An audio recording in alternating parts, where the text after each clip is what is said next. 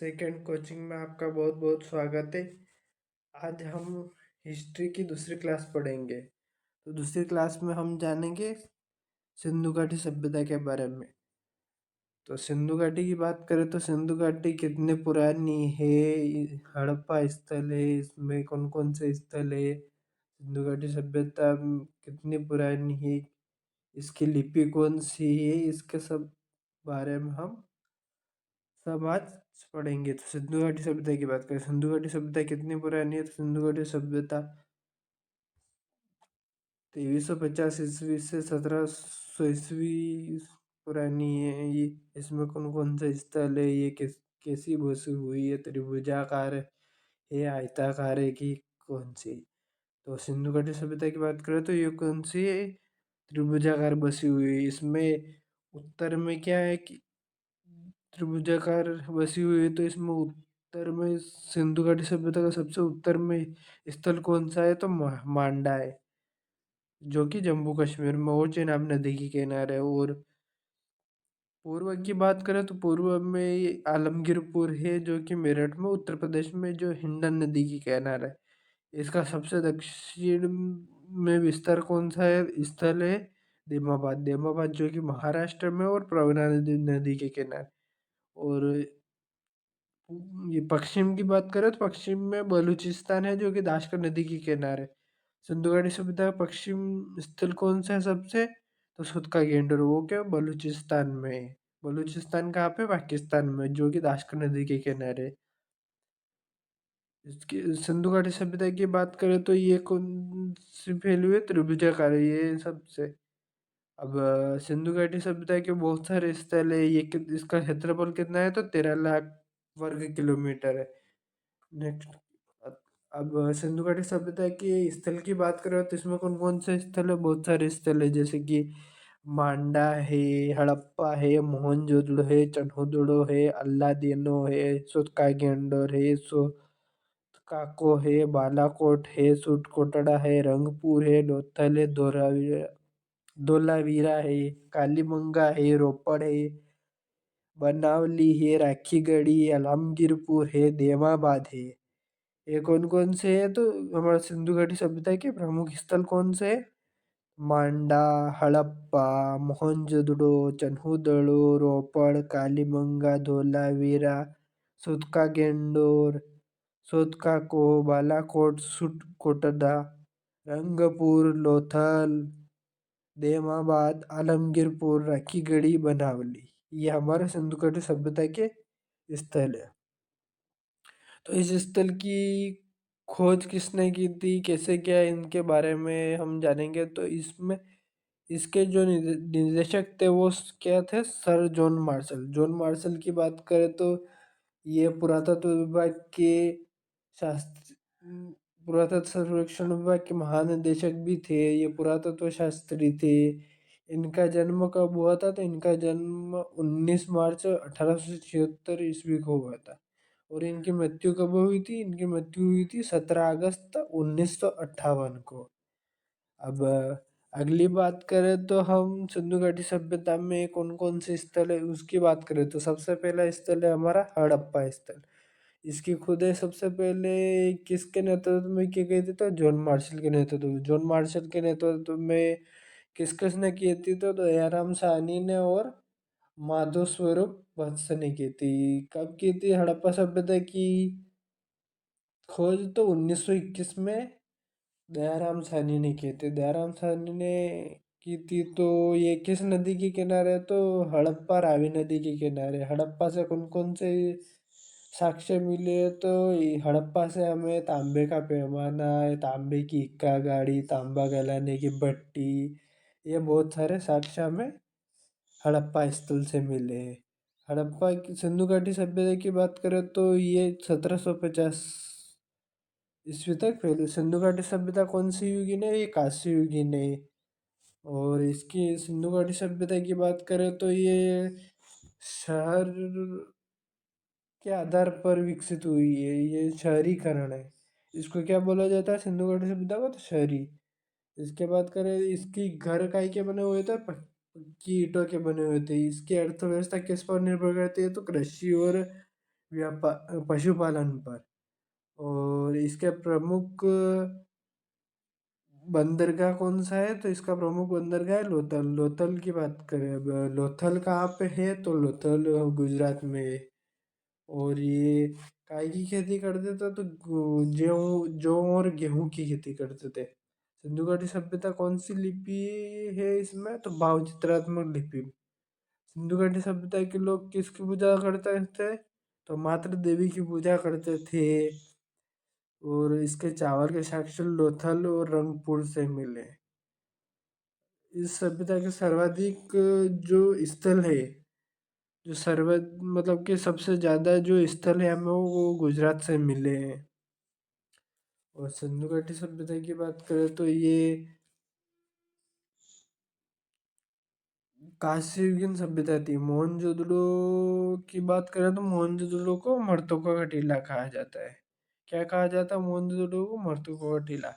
और राखलदास बनर्जी ने मोहनजोदड़ो की खोज की थी। कब की थी मोहनजोदड़ो की खोज राखलदास बनर्जी ने, तो 1922 ईस्वी में की थी। और ये मोहनजोदड़ो किस नदी के किनारे, तो सिंधु घाटी नदी के किनारे। इससे कांसे के नर्तकी की मूर्ति मिली है, कालीबंगा से काले रंग की चूड़ियां मिली है। और इनका आधार किस पर निर्भर था, तो ये कृषि पर निर्भर थे। ये कपास की खेती भी करते हैं, जैसे मेसोपोटामिया की सभ्यता। मेसोपोटामिया की सभ्यता में कपास की खेती की जाती थी। इसके मापतोल की इकाई क्या थी, मापतोल की इकाई 16 के अनुपात में थी। अब नेक्स्ट की बात करें तो ये मोहनजोदड़ो। मोहनजोदड़ो को क्या कहते थे, मर्तोका का टीला या मुर्दों का टीला भी कहा जाता है। मोहनजोदड़ो में कौन कौन से साक्ष्य मिले हैं, तो यहाँ पे काशी की नर्तकी की मूर्ति मिले, स्नानागार के साक्ष्य मिले हैं, सूती वस्त्र, और तीन मुख वाले देवता मतलब पशुपतिनाथ की पूजा करते थे। ये किसकी पूजा करते थे, तो मात्र देवी की पूजा करते थे। अब अगली बात की जाए तो यहाँ पे काशी की नर्तकी की मूर्ति मिली है। और लोथल, लोथल एक बंदरगाह है जो कि गुजरात में है और भोगवा नदी के किनारे स्थित है। लोथल भोगवा नदी के किनारे। इसकी खोज किसने की थी, तो रंगनाथ राव ने की थी। यहाँ से बंदरगाह के साक्ष्य मिले, हाथी के दांत का पैमाना। और यहाँ पर एक और चीज मिली है जो कि युग्मित शव। यहाँ पे जो शवों को दफनाया जाता था वो युगल जोड़ों को दफनाया जाता था। और अगली बात करें तो यहाँ ये है धोलावीरा। धोलावीरा से कौन से मिले हैं, तो धोलावीरा से एक जलाशय के साक्ष्य मिले हैं। वहाँ पर एक जलाशय था। अब बात करते हैं सिंधु घाटी सभ्यता। सिंधु घाटी सभ्यता कब मानी जाती है, सिंधु घाटी सभ्यता 2350 ईसा पूर्व से 1750 ईसा पूर्व मानी जाती है। सिंधु घाटी सभ्यता को कांस्य युग या आद्य ऐतिहासिक युग में रखा गया है। इस सभ्यता का विस्तार कौन सा था, तो इस सभ्यता का विस्तार त्रिभुजाकार था। सिंधु घाटी सभ्यता का विस्तार कहाँ कहाँ पर है, तो सिंधु घाटी सभ्यता पश्चिम में जो सिक्का गेंडोर है जो कि पाकिस्तान में है, उत्तर में मांडा जो कि जम्मू कश्मीर में है, पूर्व में आलमगीरपुर जो कि उत्तर प्रदेश में है, तथा दक्षिण में देमाबाद तक फैला हुआ है। अगली बात करें तो सिंधु घाटी सभ्यता अन्य नदी घाटियों तक विस्तृत स्वरूप का पता चलने के कारण इसे हड़प्पा सभ्यता के नाम से अधिक जाना जाता है। हड़प्पा को इस नगरी सभ्यता का प्रथम उत्खनन स्थल होने के कारण नामकरण का यह सम्मान प्राप्त हुआ है। हड़प्पा सभ्यता, हड़प्पा सभ्यता का समाज मात्र सत्तात्मक था। कृषि तथा पशुपालन के साथ साथ उद्योग एवं व्यापार भी अर्थव्यवस्था के मुख्य आधार थे। हड़प्पा सभ्यता के आर्थिक जीवन का मुख्य आधार क्या था, कृषि था। तो कृषि था। हड़प्पा सभ्यता प्रशासन संभवतः वाणिक वर्ग द्वारा चलाया जाता था। इस सभ्यता में मात्र देवी की उपासना का प्रमुख स्थान था।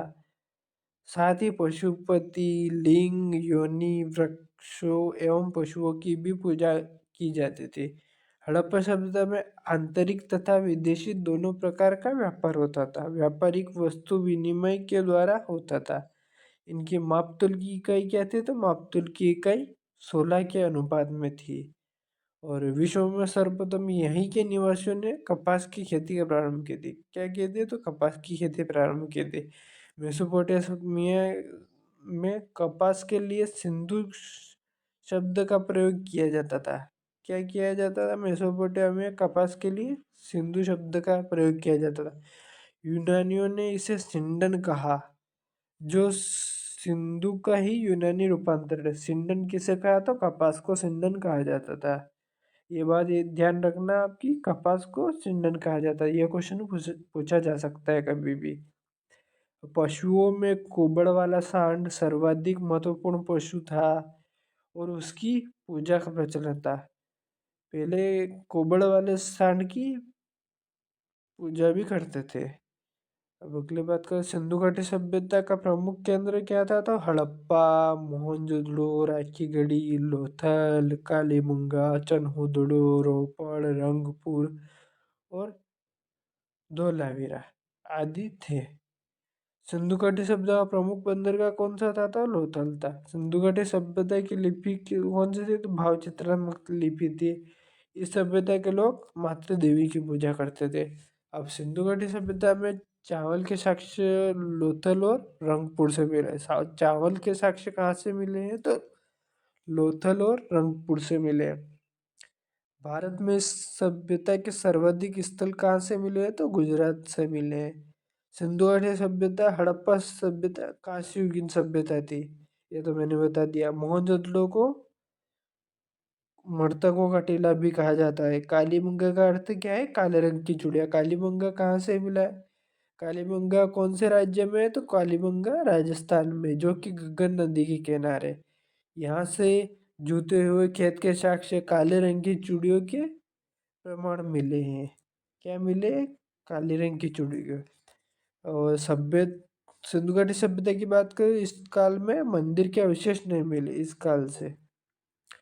और इस सभ्यता से के निवासी क्या करते थे? मिट्टी के बर्तन का निर्माण करते थे, मोहरों के निर्माण, मूर्ति का निर्माण आदि कलाओं में प्रवीण थे। इस सभ्यता के लोग मिट्टी के बर्तन का निर्माण करते थे, मोहरों का निर्माण, मूर्ति, इन कलाओं में क्या था? वो बहुत दृढ़ थे। और मोहरे अधिकांश सेल खड़ी की बनी होती थी, सेल खड़ी की बनी होती थी, है ना। हड़प्पा सभ्यता में शवों को दफनाने एवं जलाने की प्रथा प्रचलित थी। हड़प्पा सभ्यता में जो कि लोथल है, लोथल में हमें कौन कौन से साक्ष्य मिले हैं? तो वहाँ युग्मित शव के दफनाने के साक्ष्य मिले हैं। तो हड़प्पा सभ्यता में शवों को दफनाने एवं जलाने की प्रथा प्रचलित थी। अब मानव शास्त्रियों के अनुसार 4 जाति समूह प्रोटो ऑस्ट्रेलोइड, भूमध्य सागरीय, मंगोलियन एवं अल्पाइन द्वारा इस सभ्यता का निर्माण हुआ था। हड़प्पा की लिपि कौन सी थी? तो भाव चित्रात्मक लिपि थी। यह लिपि प्रथम पंक्ति में दाएं से बाएं तथा दूसरी पंक्ति में बाएं से दाएं लिखी गई थी। हड़प्पा सभ्यता की लिपि कौन सी थी? भाव चित्रात्मक। यह लिपि प्रथम पंक्ति में दाएं से बाएं तथा दूसरी पंक्ति में बाएं से दाएं लिखी गई थी। अब ये खरोष्टी लिपि भी कहा जाता है, मतलब खरोष्टी लिपि कहाँ से लिखी जाती थी? तो वो दाएं से बाएं लिखी जाती थी। इस लेखन पद्धति को बुस्टोफेदम कहा जा गया है। क्या कहा गया है? इस पद्धति को बुस्टोफेदम पद्धति कहा गया है। इसे अभी तक पढ़ा नहीं जा सका है। चलो यहीं पर हमारी क्लास को समाप्त करते हैं। क्लास हमारी क्लास पसंद आई तो लाइक करें, कमेंट करें, शेयर करें और सब्सक्राइब जरूर करें। धन्यवाद।